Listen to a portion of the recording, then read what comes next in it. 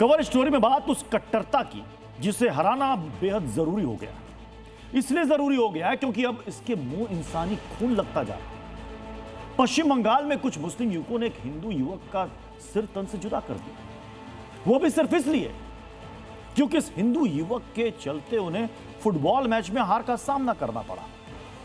अब सवाल यह कि अगर खेल में कट्टरपंथियों को हार मिलेगी तो वो हिंदुओं का सिर कलम कर देंगे।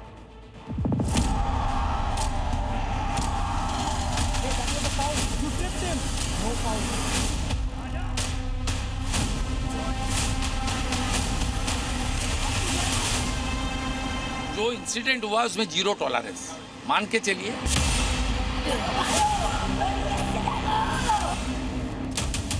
कुछ देख लीजिए, बड़ा एक्शन होगा।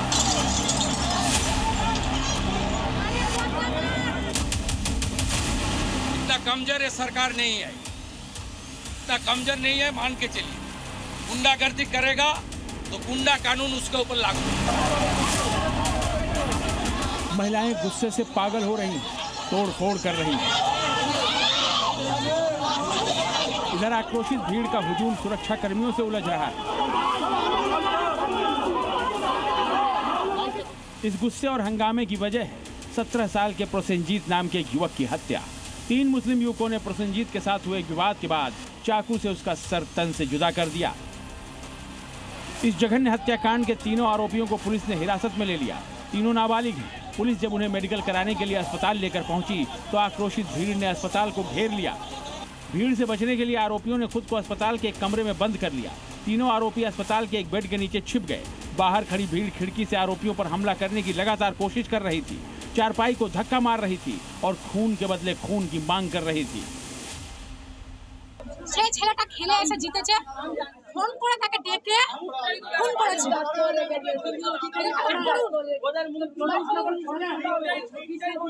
ওদেরকে মারে মাথা মার। 5 জন ছিল, 5 জন। दिल दहला देने वाली इस पूरी वारदात के बारे में जानने के लिए आपको 3 दिन पीछे जाना होगा। बताया जा रहा है कि प्रोसेनजीत की टीम ने करीब 3 दिन पहले एक फुटबॉल मैच जीता था।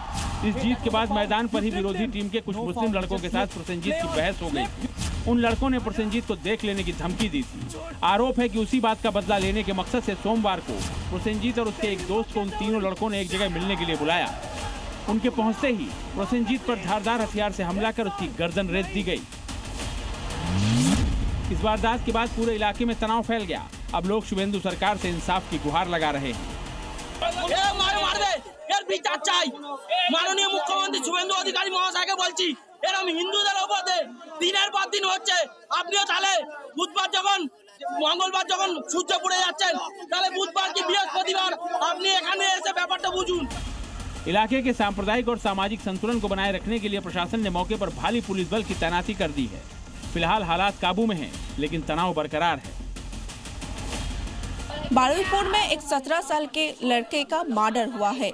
घर का जो लोग हैं वो लोग मांग कर रहे हैं कि इसके पीछे फुटबॉल मैच है या कोई और है, वो सामने आए, ऐसा विनती कर रहे हैं वो सरकार से। बरुईपुर पहले से ही एक नाबालिग युवती के साथ रेप और रेप आरोपी की भीड़ की ओर से पीट पीट कर की गई हत्या के मामले को लेकर सुर्खियों में है। अब इसी इलाके में हुई प्रोसेनजीत नाम के युवक की हत्या के मामले ने हालात को और तनावपूर्ण बना दिया है। मुख्यमंत्री शुभेंदु अधिकारी ने सभी से संयम बरतने की अपील की है। साथ ही भरोसा दिलाया है कि पीड़ित परिवारों को इंसाफ मिलेगा और जल्द मिलेगा। रक्तिम दास के साथ ब्यूरो रिपोर्ट, जी मीडिया।